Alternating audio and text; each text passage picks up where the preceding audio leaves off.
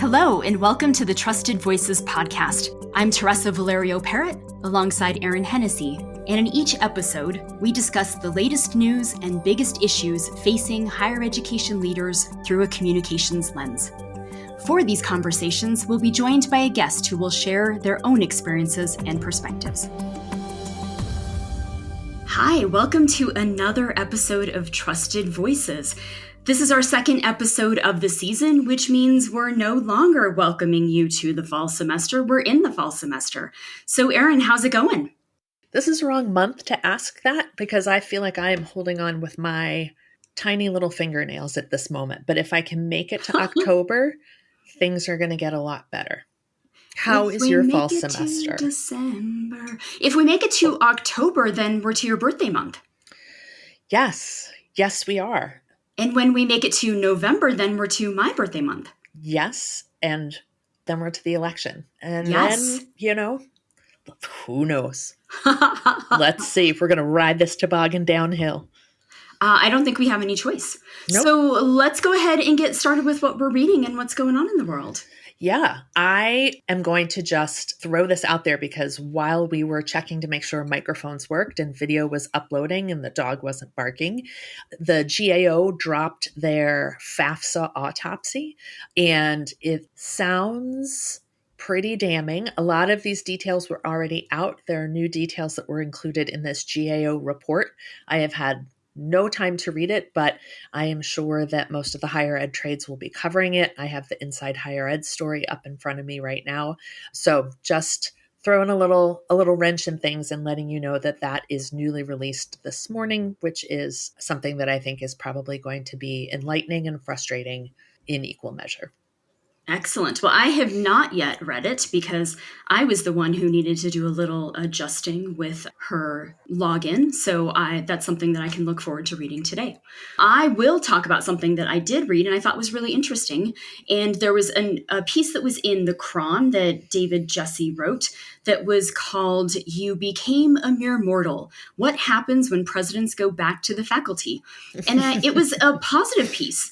And this is about presidents who are going back, either planning to go back or have gone back to the faculty after serving. And it was talking about how those who are embracing it and saying, I'm ready to go back and I don't want to be asked about what's going on in the C-suite. And I want to be teaching and I'm looking forward to embracing student interactions. And it was really a lighthearted piece. There are a couple of those who are in the piece that I've worked with, and I was very happy to see their lightheartedness in that piece. So if you haven't read it, think about it. And if you are a president and you either are thinking about what comes next, that some of them talk about how they've added some language to their contracts for when they do go back to the faculty. So take a peek at that one. Yeah, I loved the story of Susan Herbst, the former president of UConn, who was on the ACE board when I worked there, repeatedly locking herself out of her office so that she now carries a key on a chain around her neck. And I will also mention I got a text message this weekend from a former president who is enjoying a month-long, he didn't call it detox, I will call it detox, out here on the East Coast near the water, and seems to be recovering well. And I'm excited to see what he does post-presidency also. And Jeff Abernathy, I worked with him when he was at Augustana College. He was in the piece. He is a delightful human being. He's talking about when he returns to the faculty. I'm excited to hear what he does. And someone who is in basically a president is Ken Carter. This weekend, he had his Ideas Festival. Oh, great. Post-deanship, he became someone who now works on thought leadership, and he launched an Ideas Festival at Emory University. And this weekend, he got to launch his Idea Festival and had a number of really high-profile celebrities and academics on the Emory campus. And just to see the photos of the smile on his face was priceless. That's so great. Jumping ahead to The next something that I wanted to share with you, it's actually two somethings.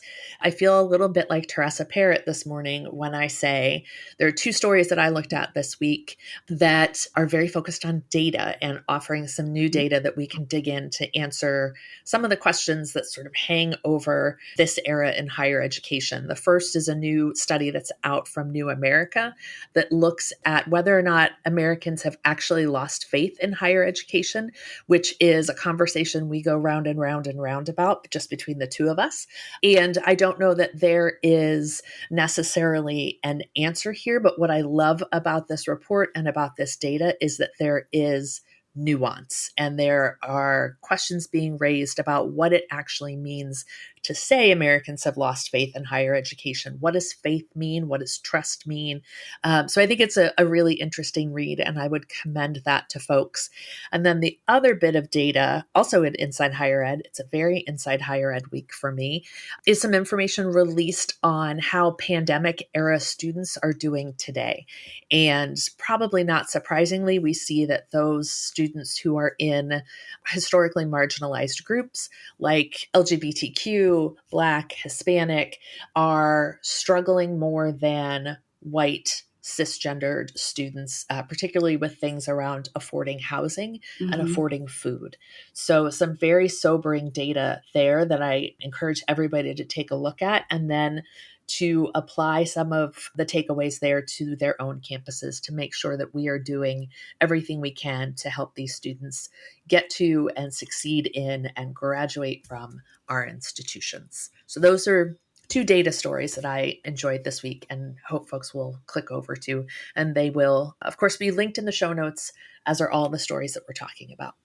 Let me personalize that last data point for you. Mm-hmm. I have a story that I am linking about a Michigan State football player. His name is Amorian Smith, and his mother unfortunately recently died of breast cancer, and he has been given custody of his 5 siblings. Wow. He is going to be raising them. So there is a heartwarming story about his future and how Michigan State and the community is really rallying around this football player and how they're helping him with name, image, likeness, different opportunities. And they're sponsoring him and his family through a GoFundMe and some other opportunities. I have to say, I donated last night because I just think it's a heartwarming story.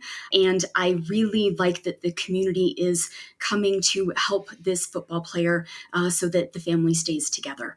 What a nice story. He was at the University of Cincinnati and has come home so that his family can stay together. And it's just a nice way for community to really support somebody who's stepping up to make sure that his family stays together. Yeah. And then because I think we're enjoying this podcast experience, and I know that we have really great networks who can help get some news out there, I wanted to share that NPR has their College Student Podcast Challenge that is live right now. So I'm encouraging all of us to spread the word about that. The challenge closes in January, so please use your networks to share the opportunity with others. And let's see if we can't get one of our students to have their podcast picked up by NPR. So the information about that will be in our show notes as well. Perfect. And then one last link that I want to share with folks, because I think it sets us up really nicely for the conversation we're about to have with this week's guests. There was a piece in the Chronicle about the new president that has been named at New Mexico State University, who some folks are hoping will be the university's healer-in-chief. I'm doing a lot of air quotes this week. Healer-in-chief. After a lot of turmoil in a leadership position there, the new president will be joining the community, and folks are really hoping that he can tap into and motivate and really bring together that community as well. So those are high hopes for Valerio Ferme. Apologies if I am pronouncing your last name wrong, sir. He's also joining the institution from the University of Cincinnati. And folks are really hoping that this is going to turn a page for a really important institution that's serving a lot of students in New Mexico. So that story's in the Cron and is also linked in the show notes. Perfect. And with that, does it make sense for me to go ahead and introduce this week's guests? I think that is a beautiful segue. Perfect. So with that, let me go ahead and introduce our 2 guests for this week. First, I would like to go ahead and introduce Jorge Burmicky. Jorge Burmicky is Assistant Professor of Higher Education, Leadership, and Policy Studies at Howard University. And Kevin McClure is the Murphy Distinguished Scholar of Education, Associate Professor of Higher Education at the University of North Carolina, Wilmington, and co-director of the Alliance for Research on Regional Colleges. They recently released a study on behalf of Academic Search entitled 2024 Competencies for the College Presidency, a national study of effective leadership in higher education. The study included a survey of 700 college and university presidents in 4 focus groups that identified the leadership traits necessary to succeed in today's challenging political higher education landscape. Welcome, Jorge and Kevin.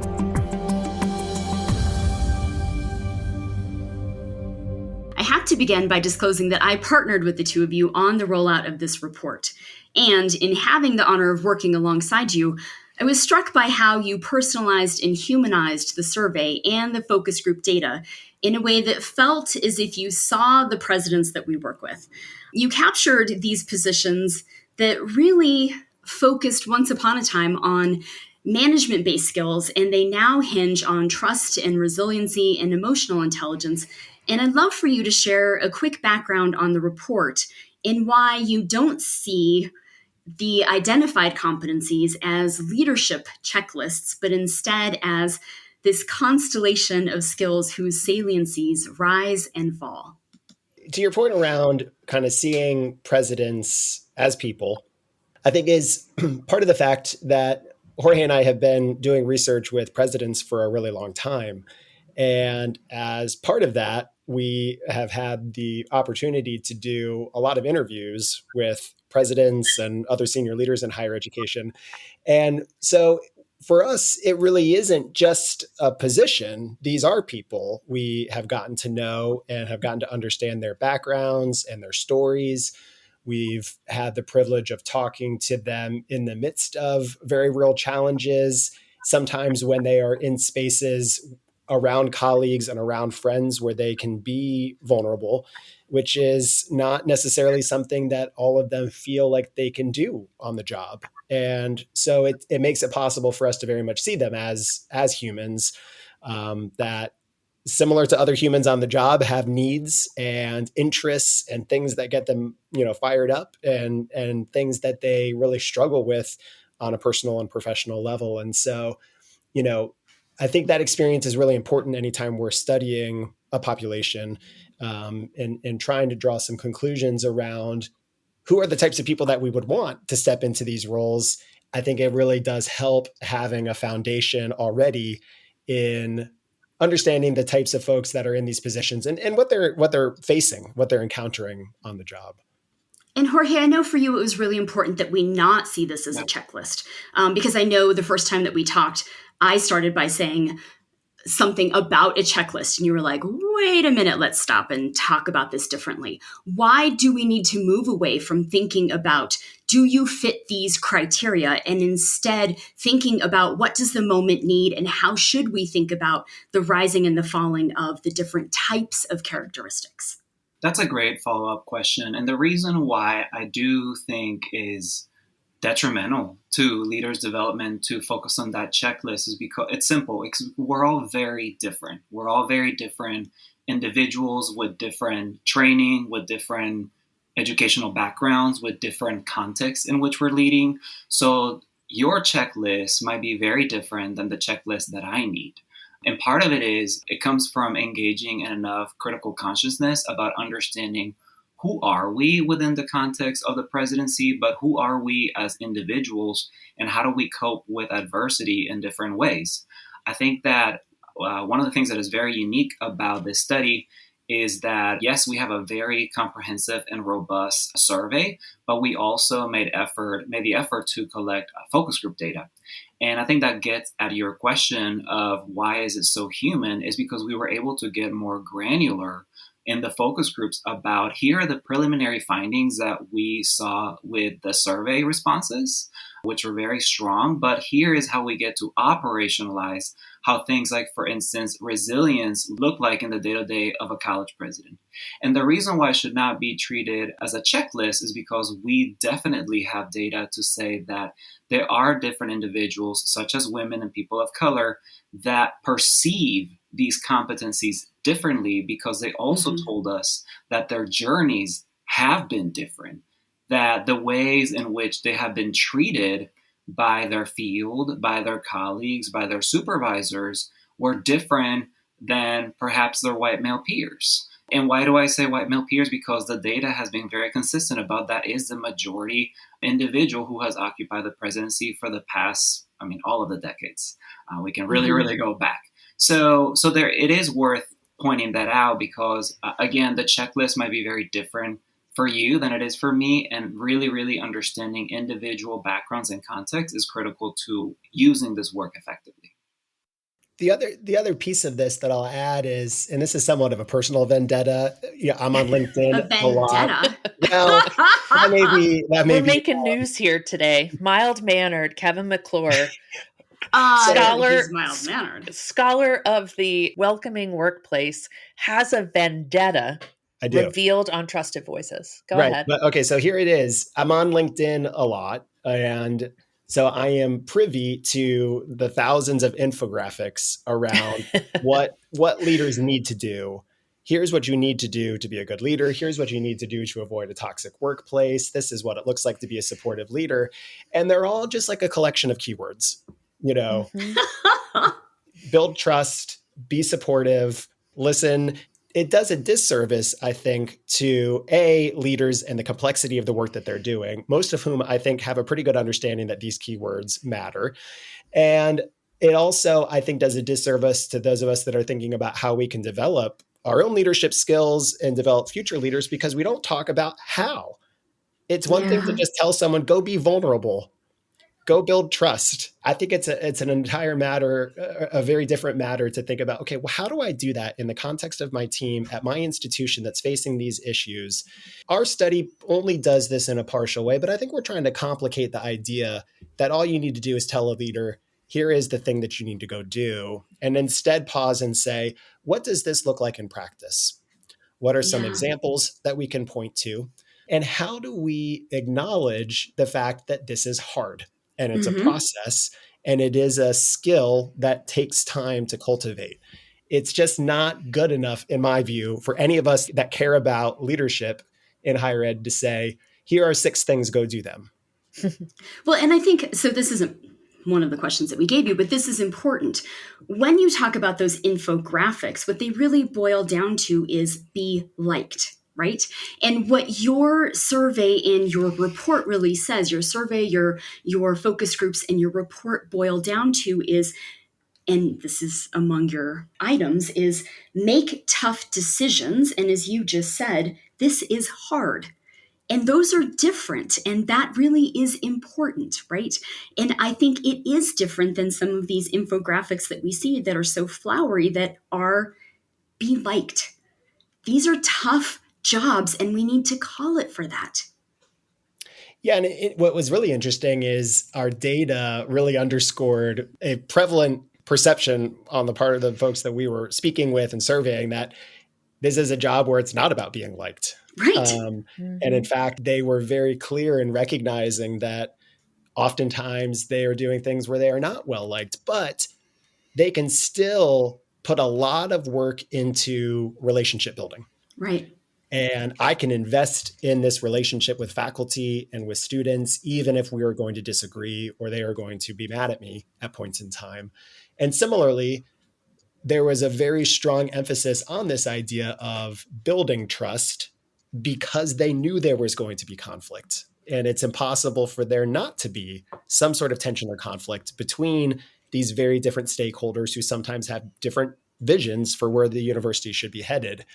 And that makes trust all the more important. It's not about being liked. It's about having a strong enough foundation relationally to make hard decisions and then to be able to move forward. It's so interesting that you raise that sort of relational question, and um, I'm sort of putting this question together in my head as we talk. But as we look at boards who are charged with selecting leaders, supporting leaders, supervising is the wrong word, but holding leaders accountable at our institutions, and keeping in mind that you don't see this as a checklist, but rather this constellation. How do you see boards using this data? How do you see boards engaging with your research in a way that can help them do their job better? Because we can look at presidents coming up short in a lot of spaces and places, but boards do as well. And I think that relationship is so important. How do you see boards using this research? Well, for once, I think it's great to see any boards whatsoever read it, because I think it's very relevant, if not more relevant than ever before, to their role, particularly when we think about how much turnover there is with presidencies today. I think one of the ways in which I would help governing boards to be utilizing this document is to see, again, as we've been talking about, the humanity of the presidency, how we ought to actually care and provide support for presidencies so that we can have thriving institutions. But then also to ask themselves the question, often we put so much emphasis or onus on who's going to be the best leader to be leading this institution, but we don't really ask institutions, how are we ready as an institution, as governing boards, as search committees, how are we ready to support this incredible leader that we want to be, taking the realms of our institution? I think that's just as critical. And I think right now, the reason why I see so many presidents falling so quickly is because they don't find themselves being supported by their institutions, by their governing boards when things get tough, which is not an if, it's a when. When things get tough, is this institution going to have my back? So I think if I were to be sitting on a governing board, actually, if I were to be on a search committee, I would be reading this very, very carefully, particularly our focus group data, to see how, for instance, how lonely the presidency is, how difficult it is, when we want the first woman or the first person of color to be leading our institution. Are we ready to support them? Are we ready to put up a press release that doesn't just throw them under the bus? And again, I'm not saying that presidents are not at fault here. I think that obviously everybody is an adult and you make your own decisions. But I really do think that it's time for institutions and boards to ask themselves, are we also ready for this superstar to come in and maybe make some people upset, but also knowing that that is for the best long-term success of our institution and ultimately our students? Yeah. And then how do you see, knowing this isn't like, am I ready to be a president? Check. Trust, check. Savvy, check. How do you see people who are asking themselves the question, am I ready to be a president? How do you see them engaging with this research? Because I think that's the other natural instinct, to pull this down and go, oh, well, I'm this, this, and this. And we'll set aside the question of how self-aware people are about their own strengths and competencies. But how do you see a potential candidate interacting with the findings? I think that there's an opportunity for there to be a phase 2 of this that starts to think about, what does this look like if it were to become more of a exercise in self-reflection that somebody could walk through a little bit more systematically, or even a type of rubric of sorts that someone might be able to utilize that may help them get a better sense of where they might fall on some of these. There are two things that come to mind for me as I consider myself an emerging leader in higher ed. And so as I'm engaging in this process, I'm also thinking about, how would I utilize some of this information? And for me, and I know this is something that Jorge talks about as well, part of that emotional intelligence piece is creating time for yourself to reflect on where you're at, where it is that you're hoping to go, and do some critical assessment of your skills. And yes, that is difficult for us to do. This is why I have recently started working with a leadership coach to kind of help me through this, because I think we individually have our own lenses on our strengths, but other people see strengths in us that we don't always see. But the other piece of this that I think is really interesting is I think for a long time, any of us that have been slowly stepping into leadership in higher education have been passed along a message around what it looks like to be selected and to ascend and to step into leadership. And it's heavily oriented towards how big was your portfolio? How large was the budget that you managed? How many people have you supervised? What have you accomplished along particular metrics? And what that does, I think, is it leaves out a whole set of really important skills and people who are good at those skills. And this report forces us, through the eyes of actual presidents, to pause and say, would you notice that I am not talking at all about the size of my portfolio or the budget that I am managing or the number of direct reports that I have? I am talking about what types of skills do you have in talking with 7 different constituent groups? What kind of skills do you have in taking a cabinet of people who I inherited and hated each other? And I have to figure out how to now turn this into a constructive group that moves forward with a vision. What types of skills do you have to consistently operate in a way that aligns with your values and aligns with the institution's values so that people know what to expect when we hit hard times? They know where you're going to head or what you might say. And if you are that type of person, if you already ascribe to some of those values, you've already started to cultivate those skills, it allows you to say, maybe there's a pathway for me here. Maybe there's a place for me to be successful here. I can start to work on maybe some of those other types of skills and experiences that are also important, but I've already got something valuable here.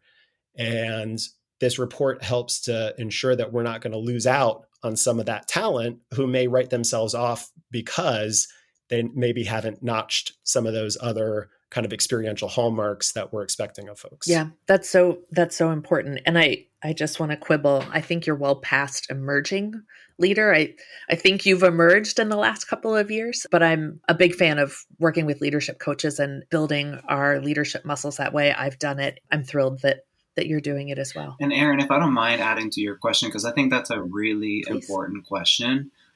My hope for this document is that leaders who don't see themselves reflected in the, not even leadership landscape right now, but all different types of positions.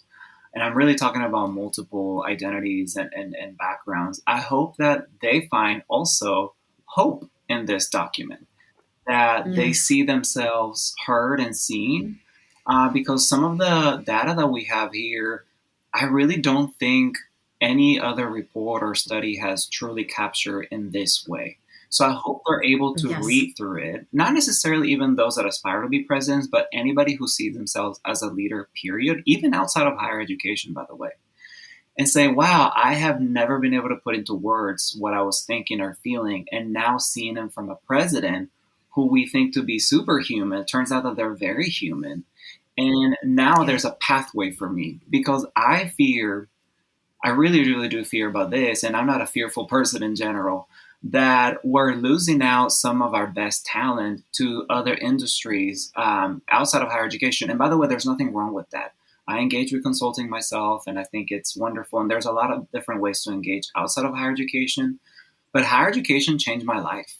So if I were to have that attitude towards leadership, then how do I get to replicate that transformation that it had for me when not only as a student, but also as a professional, as a faculty member, and all the different ways in which higher education has been truly transformative to me. So I really do think that American higher education is one of the best assets that we have in this nation. And I think it's one of the best contributions that we can have to society. And I really hope that we don't lose our best leaders because they're feeling so demoralized, rightly so.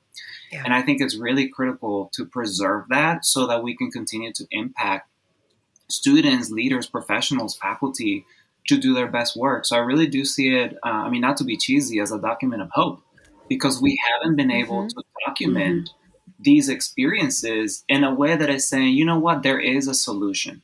There are ways to cope. There are ways to be resilient. There are ways to elevate our emotional intelligence and not just focus on the things that everybody has told you that you're not great at. It turns out that you can hire a good cabinet or a team to help you with that.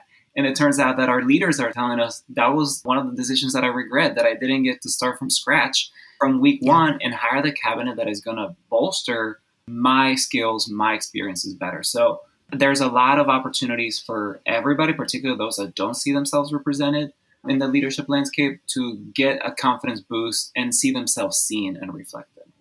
I think Jorge also brings up a really, really important point that I think came to my realization that we made this point came later than I think it probably needed to have, in the sense that it kind of surprised me in its simplicity, but it's really necessary.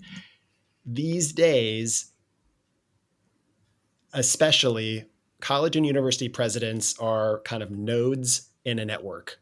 Mm-hmm. They are, yes, it is an important position, but I think we may sometimes go overboard in our emphasis on it and place all of our hopes and aspirations on this single individual who's going to come in with the vision, and they are going to revolutionize our enrollment and bring in all this new revenue.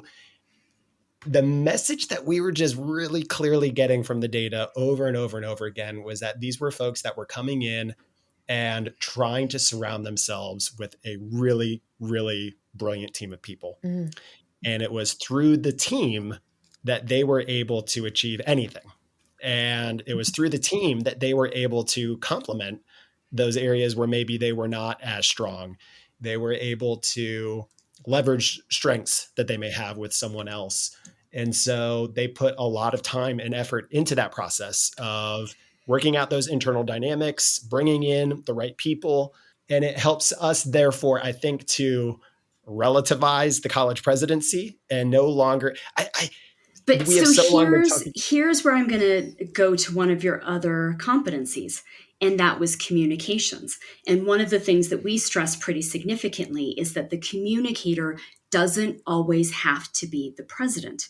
And one of the reasons why we stress that is because if you make the communicator be one of many people, you actually are highlighting the strength of the team. Mm-hmm. It doesn't always have to be the president, because you're highlighting the strength of all of who is contributing to the decisions, to the actions, to what gets done, and to the strength of exactly what it is that you're talking about. And every time that people think it has to be the president, you're actually diminishing that strength, what it is that you've built, what it is that you are sharing, who it is that you're highlighting, and to your point, the strength of what it is that you've built. So when we talk about that, people feel as if it has to be the president, and what you're diminishing is what it is that you've built and what you've accomplished, and the strength of that network, and that, to be honest, that safety net and that team. Sure. Yeah. One of the focus group participants talked about over time getting a better sense of what are the issues that need the president's voice, Right. and what are the issues that do not. And then the interesting flip to that, because there is kind of this tension or a balance that has to be struck, because they also talked about the fact that not every message has to be kind of vetted through these official channels. Right. Because when they do, then for the rest of us, we're kind of left thinking, well, who is this person? Not even right. Every message I'm getting feels heavily filtered through Marcom, and it sounds like that. And so the presidents talked about how they needed to figure out, how do I take this message that's really important, and it needs to be in my language. It needs to feel like it's coming from me and the way that I think, so that folks get a sense of who I am as a person, and not just try to get messages through me that are entirely in the official email template. Well, for those that care about communication too, is not only does it not to come always from the same person, but it doesn't always have to come from the same channel. So what we talked about a lot, what our participants share with us, is that, for some people, the newsletter, the emails, whatever preferred communication will do it. But you have to really try what works for your audience the best, right? So for some, particularly those that are in smaller colleges, you may have to do the in-person town halls frequently enough to make sure you need to do the in-person town halls. Yes, 100%. You have to actually meet with Yeah. people. Yeah. Right. So then even on the And display the fact that you're absolutely. comfortable not Yeah. being beloved again, and saying the Yeah. hard things, and you're not afraid of your own Because that's people. how people Right. feel heard. And I think even when you feel, Right. well, what do you mean? I've already sent out my email, my newsletter. What do you mean they're not hearing from me? They're not hearing from me. What do you mean I've been transactional? Exactly. Yes. And we have a really funny quote, I think, is like from a president says, I realized that I was letting my comms person that I hired do all the communication, that this sounded like an insurance company or something like that. Like, this doesn't even sound like me. And again, that's very real. You have to be, that's why, again, we have to really treat it as a constellation, not just a checklist, because it really is different for everybody. Everybody Right. prefers different platforms. There are certain things that ought to be communicated by the president, others not so much. And it's so diverse in the way in which we communicate with people, right? There's social media. There's some people that want their video embedded on the email. There's some people that want the in-person only. There's the faculty, as we have in our data, wants to feel like they're in the inner circle. They don't just want to find out about a big change through a generic email. They want to be in the 30 meetings that happened before that press release was released, right? So you really got to think about the various stakeholders, forms of communication, and really ask yourself, am I the right person to be communicating this? And how should I be communicating that? Higher ed is facing headwinds like never before. And with internal teams leaner than ever, you need outside help that knows what you do and can plug into your operations to help in any way you need. From enrollment analysis and support, to bold, brand-driven creative and elite user-focused strategies, Electric Kite can help. So yeah, it's getting windy out there. But that's okay, because kites rise against the wind. Visit electrickite.com to learn more. Tressa, you and I could just sit back and let Kevin and Jorge give all our presentations, do the podcast, because it's everything that we've been saying, and it's so gratifying to be able to point to the data and to point to your research and say, see, we weren't making this up all along We're the not. way. We're here to affirm you. Thank you. Can I just give one anecdote just from this past week? Because I just want you all to hear how what your report is doing is making a difference. Because I talked to a president last Thursday.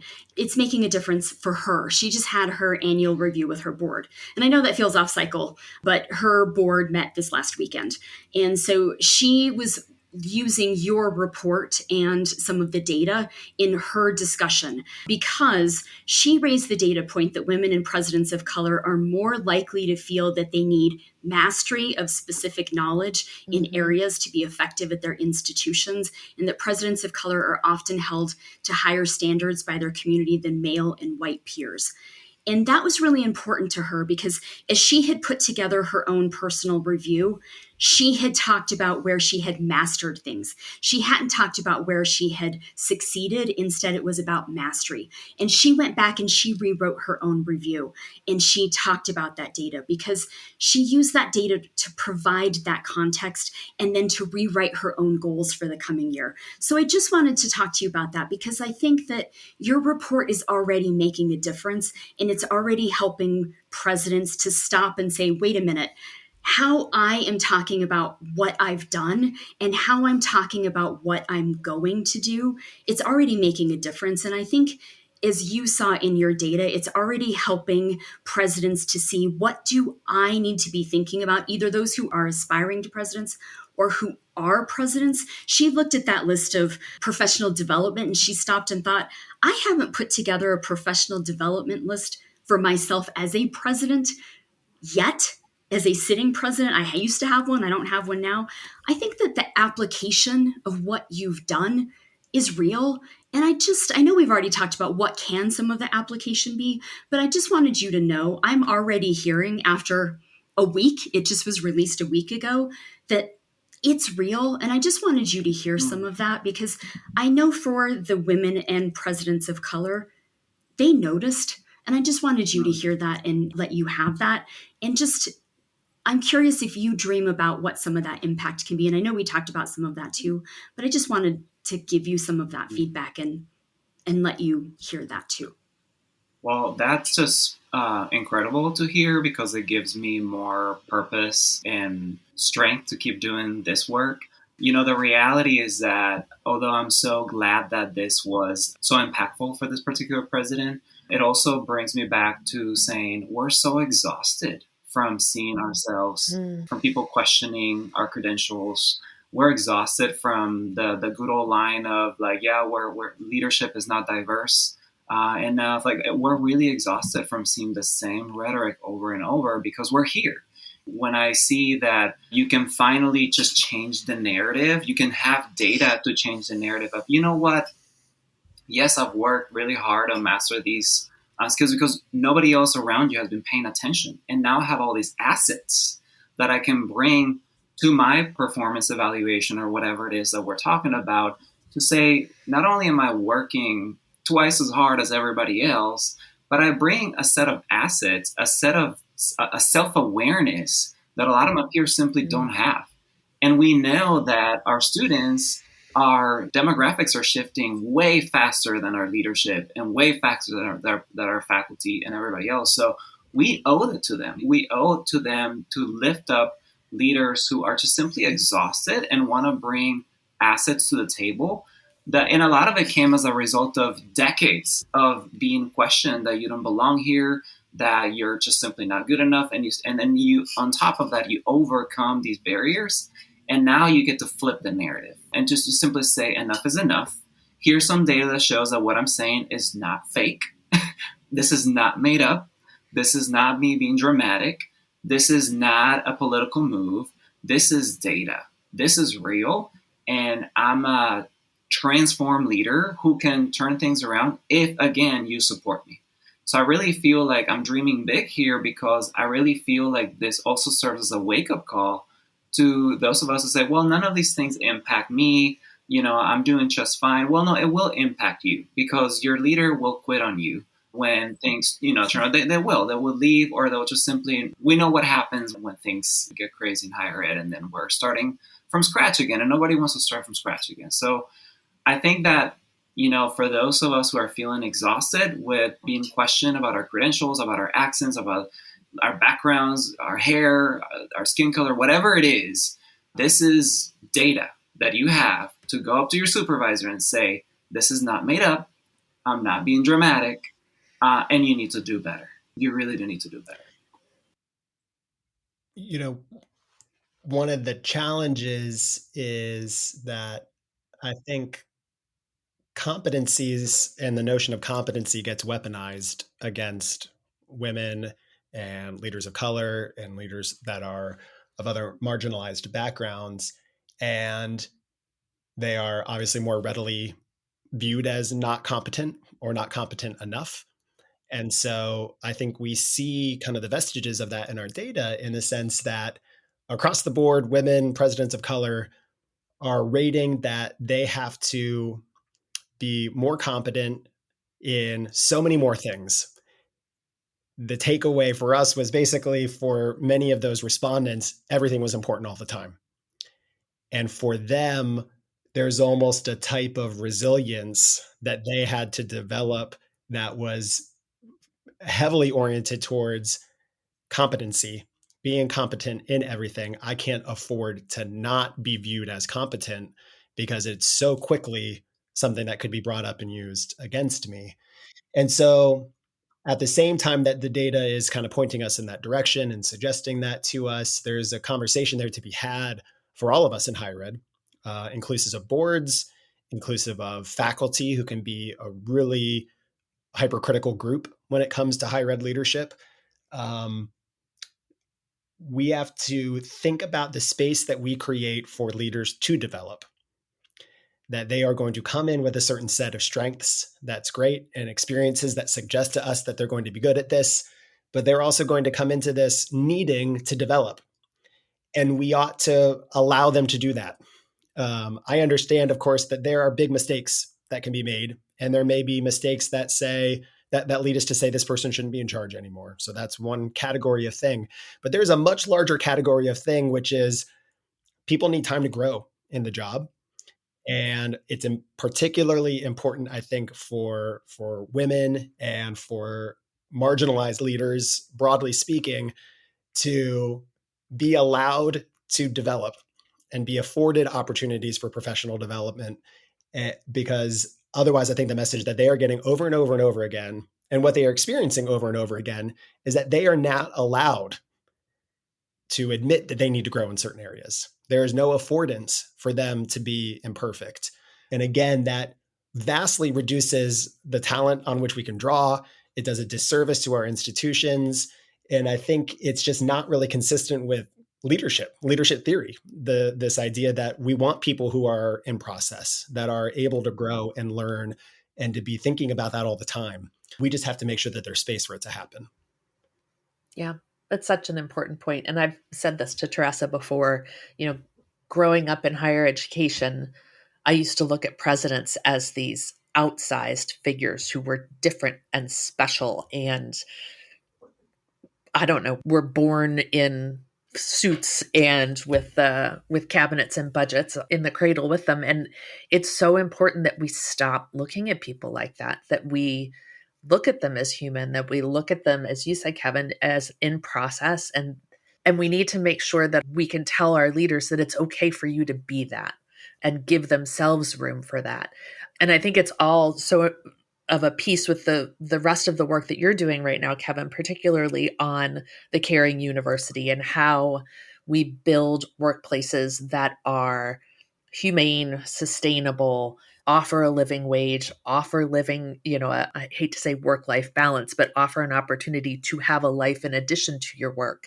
Do you feel like you're moving the needle there? Are you hearing different conversations when you visit with campuses and professional groups? Is there some recalibration that's happening? And could your answer please be yes? Boy, do I want that answer to be yes. So much.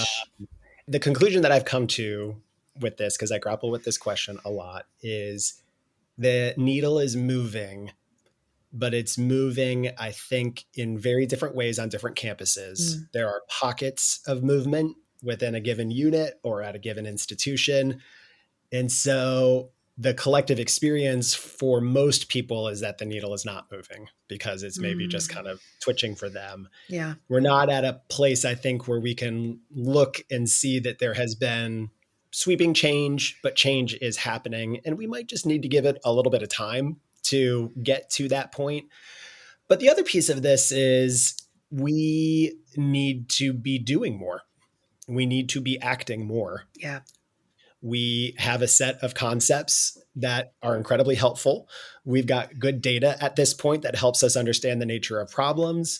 We need action, and we need people in leadership positions that are willing to take that action. And so this is kind of full circle in the sense that the very same people that I think Jorge and I are lifting up as exemplars and would like to see step into leadership, I believe, subscribe to some of these ideas around how we build more caring institutions, more emotionally intelligent leaders, places where people want to come to work, but yes, they have a life outside of work. And so they are better positioned to just understand this and act on it, right, and to see real change. And so I have seen examples of that give me hope. And, to the extent that there might be board members or policymakers that could be tuning into this particular conversation, they're the ones that are behind. Yeah. They are the ones that are behind. And we are, in some cases, swimming upstream. And it makes it incredibly hard to move that dial because we have a set of folks that are in positions of influence that are still struggling to catch up with this, or are viewing higher ed through a completely different framing than that, which I can respect, but it does make overall the change process harder. Right. Well, and to, obviously, I'm not doing Kevin's research right now in this particular area, but I do think that people are being impacted by our policies and ideologies differently than others. So when it comes to anti-DEI legislation, some of us are feeling it more than others. And I think that when it comes to moving the needle and change, I think that some of this work perhaps might speak to people more that are feeling under attack. as a result of where some of our policies and ideologies are shifting in this country, because it's not just one or two states, it's really everywhere. And I think that it's important to consider about who is the needle moving for, because I think some of us, again, we're not all the same. And some of us are feeling very scared and very honestly oppressed by some of these movements. So this work may resonate, particularly when it comes to workforce and really how policies impact our places more than others, because I don't think it's all the same. It's not a one size fits all. And this legislation is really, really targeting very specific groups of people, in my opinion. So, Jorge, let me ask a final question, because I would be remiss if I didn't mention that scholarship for both of you really focuses on MSIs and regional comprehensive universities, and they often find themselves at the political crossfires at the federal, state, and local levels. And this report's backdrop includes the context that presidents face intensified political polarization and campus unrest. That's a quote from the report.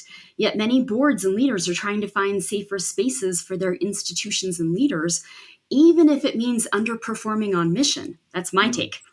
So based on the history of higher education and your scholarship and your opinions, is this practical? Is it possible? And does it meet what higher education needs now? Well, I'll give you a quick example to wrap up here, but I think more than ever, everybody needs to be looking at very closely the mission and purpose of the institution that they're choosing to work for, and making sure that those institutions' values align with yours more than ever before. Not so long ago, I was working at the University of Texas at Austin, where I graduated, and I also did a postdoc under the Division of Diversity and Community Engagement. That division is no longer. Had I been there, the state would have simply said, we don't believe in your work, you need to be banned.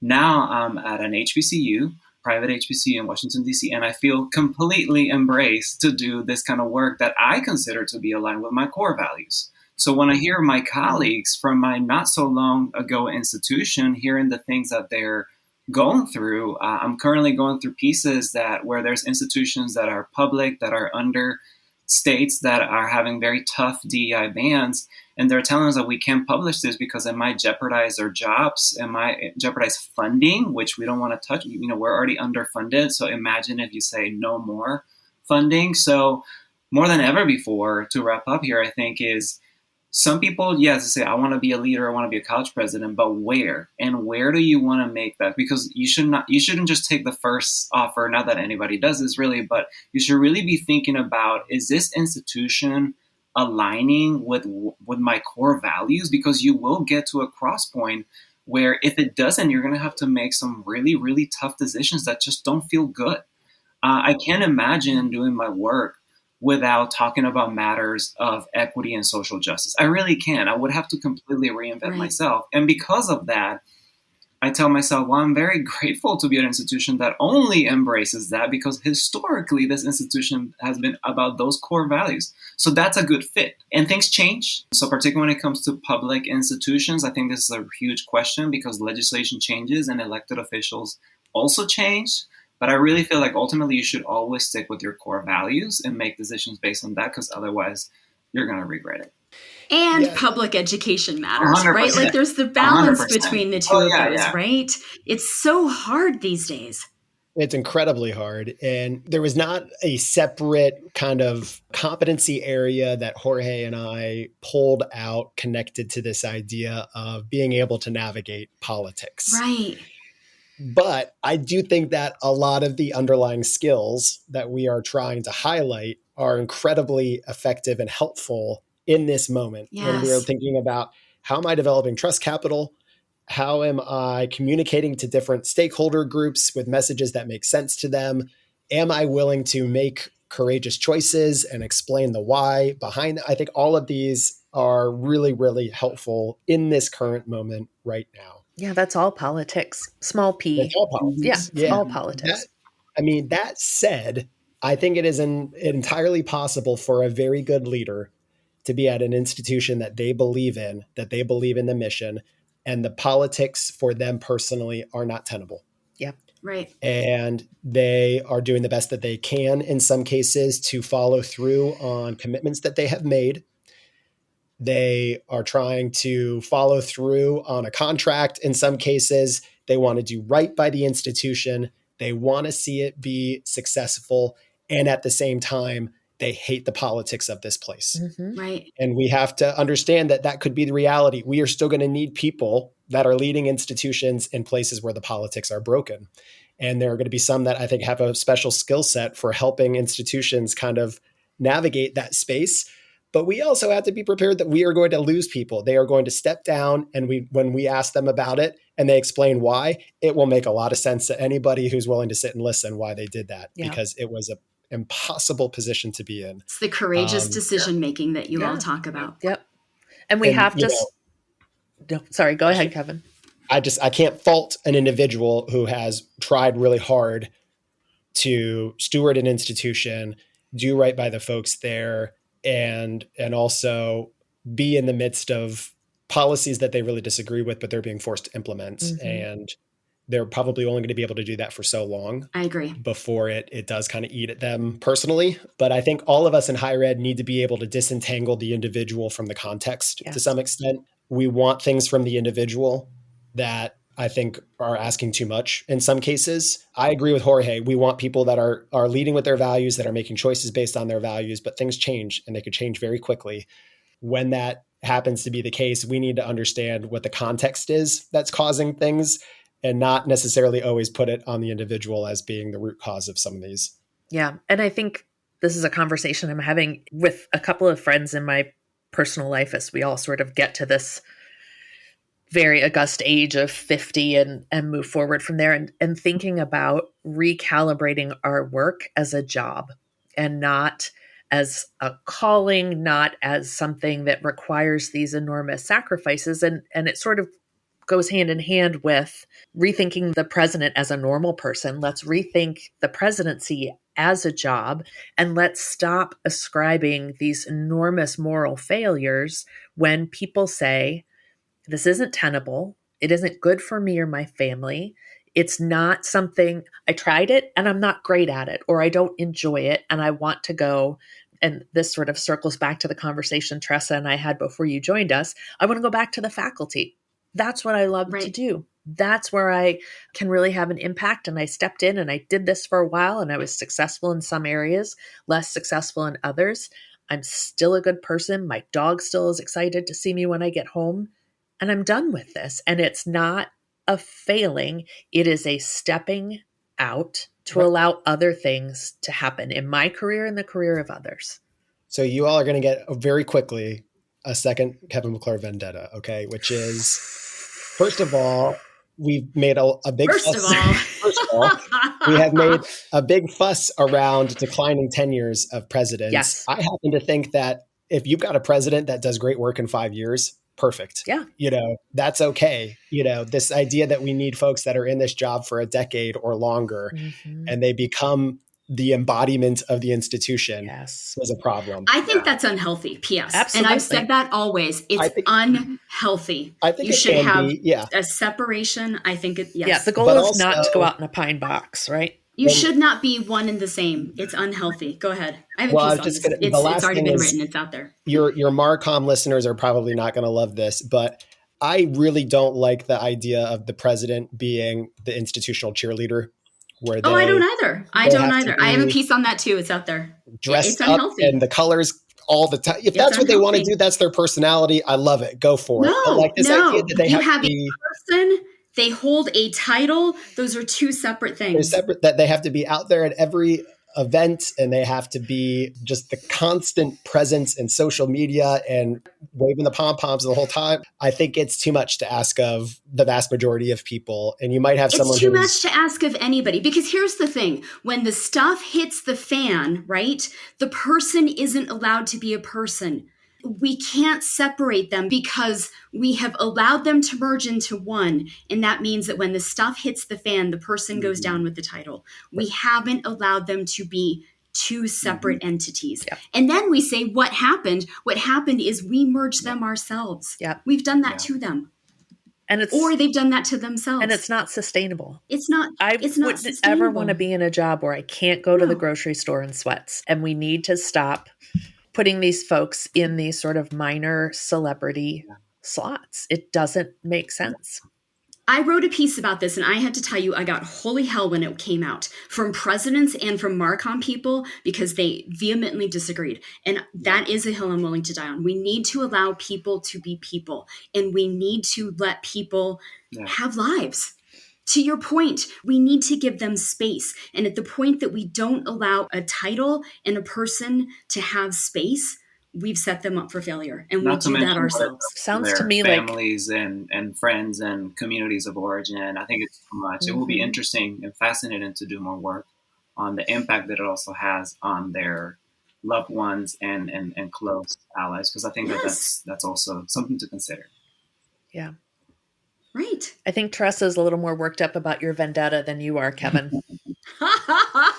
You know, that's, as you said, I'm mild-mannered. So my vendettas don't usually go very far. He just cast that out for me to catch down the river. I've caught it, Kevin. You're the straight man. Midwestern to take my vendettas very far. So that's probably good for all of us in the end. I wish that folks listening could have watched this entire conversation on video, because you would be amazed at how hard Teresa and I could nod our heads in agreement and not knock ourselves out. This has been with both of you. Yeah, thank you. Such a great conversation and such an important conversation. And we're just honored that you're going to let us share your work with our audience. Absolutely. Thank you for the work of uplifting all of this. This is not just one study, but a lot of our many years of research and ideas and experiences. So it's very personal to us as well. And it matters a lot that you've created this space. So thank you so much. Yeah, thank you both. Well, that was fun. That was awesome. They were both so great. Yes, absolutely. And I know we said it while they were here. It's such important work. And I just kept thinking about one of our past episodes, maybe the close of last season, between Michael Harris's work and the ACE American College President Survey and this data. There's just such a great constellation of data and research and takeaways out there right now for boards, for current presidents, for potential future presidents. There's a really rich set of things out there for folks to dive into. And I hope there's almost a constellation whose salience rises and falls, one might say. Oh, indeed. A confluence of constellations with salience and whatnot. I'm joking, but I have to say it really makes my heart happy that we're looking at these really important jobs, because we need to be taking these seriously. Our institutions depend on strong leadership, and it just makes my heart happy that we're doing this important work. And I think more work needs to be done. And we all know ain't nobody happy unless Teresa Valerio Parrott's heart is happy. Not too harsh or mellow, as the young people say, but just want to tease that we will be back in a couple of weeks. Our next episode is just the two of us. Giving us some. The two of us. That's the second time you've sung on this episode. Sorry, everybody. I feel like we're going to get listener feedback. But our next conversation is going to be recording in this potentially fraught time, which doesn't really differentiate it from any other time that we've been living in lately, between the anniversary of the October 7th attack in Israel and the American presidential election on November 5th. So that one's going to be interesting, I think. So we'll close by saying, also, birthday seasons. So let's just go ahead and say that. Pivot.